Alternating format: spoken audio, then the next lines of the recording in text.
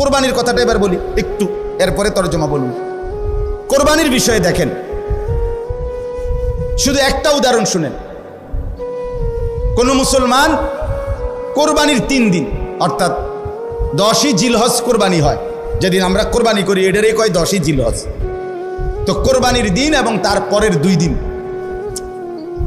মোবাইলটা সাউন্ড এ করে দেন, সাউন্ড এ করে দেন।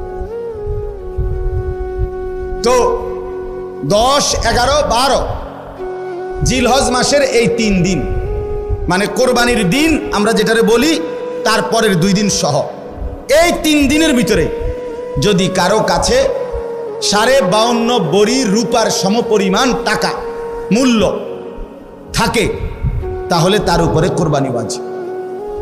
52.5 বড়ি রূপার দাম সর্বোচ্চ যদি 1000 টাকা করে হয় বড়ি, রূপার বড়ি কম, স্বর্ণের বড়ি বেশি।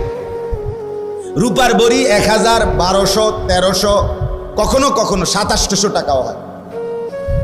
তাইলে যদি 1000 করে গড়ে হয় তাহলে 52,500, 52,500 কিনা এই ঈদের দিন, কোরবানির ঈদের দিন এবং তারপরের 2 দিনের মধ্যে যে কোনো টাইমে কারো কাছে যদি নিজের ঘরের এই মৌলিক প্রয়োজন, ওই যেটা আমি বললাম হাওয়ায় যে আসলি, বউ বাচ্চার বাজার, ওষুধপত্র সহ আমরা মৌলিক খরচ যেটা মোটা দাগের, এই মৌলিক খরচ যা তার অতিরিক্ত যদি ওই পরিমাণ টাকা সম্পদ কারো কাছে থাকে তার উপরে কোরবানি ওয়াজিব।